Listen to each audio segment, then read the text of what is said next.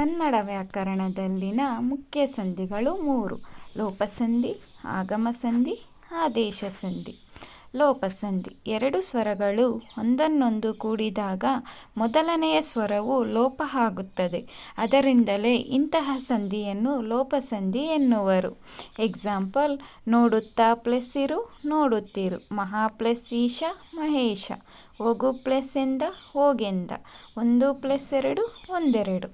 ಆಗಮ ಸಂಧಿ: ಹಲವೊಮ್ಮೆ ಎರಡು ವರ್ಣಗಳು ಸೇರಿದಾಗ ಆ ಜಾಗದಲ್ಲಿ ಬೇರೊಂದು ಹೊಸ ವರ್ಣ ಕಾಣಿಸಿಕೊಳ್ಳುತ್ತದೆ.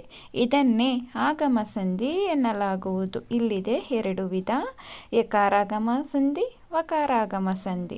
ಯಕಾರಾಗಮ ಸಂಧಿ: ಮೊದಲ ಪದದ ಕೊನೆಯಲ್ಲಿ ಅ, ಇ, ಎ, ಐ ಸ್ವರಗಳು ಅದರ ಮುಂದುಣ್ಣ ಪದದ ಮೊದಲಲ್ಲಿ ಬೇರೊಂದು ಸ್ವರ ಬಂದಾಗ ಈ ಎರಡೂ ಸ್ವರಗಳ ಬದಲು ಯ ವರ್ಣವು ಹೊಸದಾಗಿ ಆಗಮಿಸುವುದು. ಇದನ್ನೇ ಯಕಾರಾಗಮ ಸಂಧಿ ಎನ್ನುವರು. ಉದಾಹರಣೆ: ತಾಯಿ ಪ್ಲಸ್ ಅನ್ನು, ತಾಯಿಯನ್ನು. ಕೈ ಪ್ಲಸ್ ಇಂದ, ಕೈಯಿಂದ. ವಕಾರಾಗಮ ಸಂಧಿ: ಮೊದಲ ಪದವು ಉ, ರು, ಎ, ಓ, ಔ ವರ್ಣಗಳಿಂದ ಕೊನೆಗೊಂಡಿದ್ದು ಮುಂದುಣ್ಣ ಪದದ ಪ್ರಾರಂಭದಲ್ಲಿ ಯಾವುದಾದರೂ ಬೇರೊಂದು ಸ್ವರ ಬಂದು ಸೇರಿದಾಗ ವೌ ಎಂಬ ಹೊಸ ವರ್ಣ ಆ ಜಾಗದಲ್ಲಿ ಕಾಣಿಸಿಕೊಳ್ಳುವುದು. ಇದನ್ನೇ ವಕಾರಾಗಮ ಸಂಧಿ ಎನ್ನಲಾಗುವುದು. ಉದಾಹರಣೆ: ಕರು ಪ್ಲಸ್ ಅನ್ನು, ಕರುವನ್ನು. ಹೂ ಪ್ಲಸ್ ಹೂವು. ಶ್ರುತು ಪ್ಲಸ್ ಹೀಗೆ, ಶ್ರುತುವಿಗೆ. ಗೋ ಪ್ಲಸ್ ಅನ್ನು, ಗೋವನ್ನು. ಆದೇಶ ಸಂಧಿ: ಎರಡೂ ವರ್ಣಗಳು ಸೇರಿದಾಗ ಎರಡನೆಯ ವರ್ಣವು ಬೇರೆ ಕಾಣಿಸಿಕೊಳ್ಳುವುದು. ಇದನ್ನು ಆದೇಶ ಸಂಧಿ ಎನ್ನುವರು.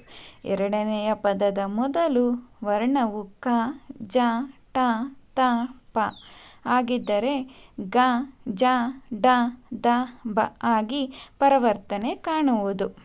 ಉದಾಹರಣೆ: ಮಳೆ ಪ್ಲಸ್ ಕಾಲ, ಮಳೆಗಾಲ.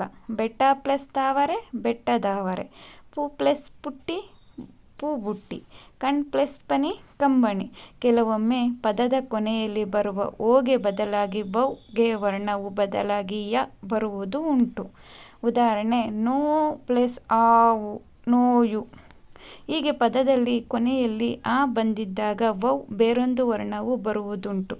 ಉದಾಹರಣೆ: ಹೊಲ ಪ್ಲಸ್ ಅನ್ನು, ಹೊಲವನ್ನು. ಹಲವೊಮ್ಮೆ ಎರಡು ಪದಗಳು ಕೂಡಿದರೂ ಸಂಧಿ ಹಲವೊಮ್ಮೆ ಎರಡು ಪದಗಳು ಕೂಡಿದರೂ ಸಂಧಿ ಆಗದಿರುವುದು ಉಂಟು. ಉದಾಹರಣೆ: ಹೊಸ ಪ್ಲಸ್ ಪುಸ್ತಕ, ಹೊಸ ಪುಸ್ತಕ. ಹಳೆ ಪ್ಲಸ್ ಕೋಟು, ಹಳೆ ಕೋಟು. ಸಂಶೋಧನೆಯ ಸಮಯದಲ್ಲಿ ಉದಾಹರಣೆ: ಕೃಷ್ಣ ಪ್ಲಸ್ ಎಲ್ಲಿಗೆ ಹೋದ, ಕೃಷ್ಣ ಎಲ್ಲಿಗೆ ಹೋದ.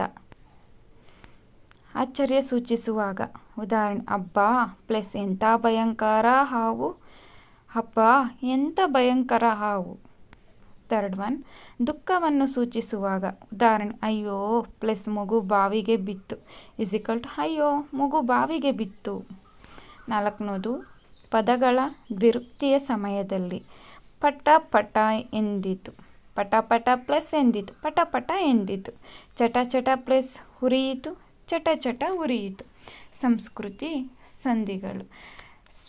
ಸ್ವರ ಸಂಧಿಗಳು: ಸವರ್ಣ ದೀರ್ಘ ಸಂಧಿ, ಗುಣಸಂಧಿ, ವೃದ್ಧಿಸಂಧಿ, ಋಣಸಂಧಿ.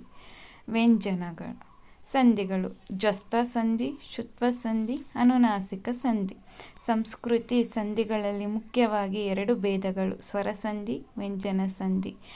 ಸ್ವರಸಂಧಿ: ಸ್ವರಕ್ಕೆ ಸ್ವರ ಸೇರಿಸಿದಾಗ ಆಗುವ ಸಂಧಿ ಕಾರ್ಯವನ್ನು ಸ್ವರಸಂಧಿ ಎನ್ನುವರು. ಉದಾಹರಣೆ: ಪರಮ ಪ್ಲಸ್ ಆನಂದ, ಪರಮಾನಂದ. ಗಿರಿ ಪ್ಲಸ್ ಈಶ, ಗಿರೀಶ. ಗುರು ಪ್ಲಸ್ ಉಪದೇಶ, ಗುರುಪದೇಶ. ವ್ಯಂಜನ ಸಂಧಿ: ವ್ಯಂಜನಕ್ಕೆ ವ್ಯಂಜನವು ಸೇರಿದಾಗ ಆಗುವ ಸಂಧಿ ಕಾರ್ಯವನ್ನು ವ್ಯಂಜನ ಸಂಧಿ ಎನ್ನುವರು. ಉದಾಹರಣೆ: ವಾಕ್ ಪ್ಲಸ್ ದಾನ, ವಾಗ್ದಾನ. ಸತ್ ಪ್ಲಸ್ ಚಿತ್ರ, ಸಚಿತ್ರ. ಅಚ್ ಪ್ಲಸ್ ಅಂತ, ಅಜಂತ. ಜಗತ್ ಪ್ಲಸ್ ಜ್ಯೋತಿ, ಜಗಜ್ಯೋತಿ. ಸತ್ ಪ್ಲಸ್ ಮತಿ, ಸನ್ಮತಿ. ಸ್ವರ ಸಂಧಿಗಳಲ್ಲಿ 4 ಉಪಭೇದಗಳಿವೆ: ಸವರ್ಣ ದೀರ್ಘ ಸಂಧಿ, ಗುಣಸಂಧಿ, ವೃದ್ಧಿಸಂಧಿ, ಆಯಾದಿ ಸಂಧಿ. ಸವರ್ಣ ದೀರ್ಘ ಸಂಧಿ: ಸವರ್ಣ ಸ್ವರಗಳು ಒಂದನ್ನೊಂದು ಕೂಡಿದಾಗ ಅದೇ ಜಾತಿಯ ದೀರ್ಘ ಸ್ವರವು ಸಂಧಿಯ ರೂಪದಲ್ಲಿ ಬರುವುದು. ಇದನ್ನು ಸವರ್ಣ ದೀರ್ಘ ಸಂಧಿ ಎನ್ನುವರು. ಮಹಾ ಪ್ಲಸ್ ಆನಂದ ಮಹಾನಂದ. ಆ ಪ್ಲಸ್ ಆ ಇಸ್ ಈಕ್ವಲ್ ಟು ಹಾ. ಗಿರಿ ಪ್ಲಸ್ ಈಶ ಗಿರೀಶ. ಈ ಪ್ಲಸ್ ಇ ಇಸ್ ಈಕ್ವಲ್ ಟು ಹಿ. ಗುಣಸಂಧಿ. ಆ ಮತ್ತು ಆ ಕಾರಗಳಿಗೆ ಈ ಕಾರಗಳು ಸೇರಿದಾಗ ಎ ಊ ಕಾರಗಳು ಸೇರಿದಾಗ ಓ ರು ಕಾರ ಪರವಾದರೆ ಆರ್ ಸಂಧಿ ರೂಪದಲ್ಲಿ ಬರುತ್ತದೆ. ಇದನ್ನೇ ಗುಣಸಂಧಿ ಎನ್ನಲಾಗುವುದು. ಮಹಾ ಪ್ಲಸ್ ಈಶ ಮಹೇಶ. ಆ ಪ್ಲಸ್ ಇ ಎ ಮಹಾ ಪ್ಲಸ್ ಉ ಕಾರ ಇಸ್ ಈಕ್ವಲ್ ಟು ಮಹೋಕಾರ. ಆ ಪ್ಲಸ್ ಉ ಓ ಮಹರ್ಷಿ ಪ್ಲಸ್ ಋಷಿ ಮಹರ್ಷಿ. ಯಾ ಪ್ಲಸ್ ಯಾ ಹರ್.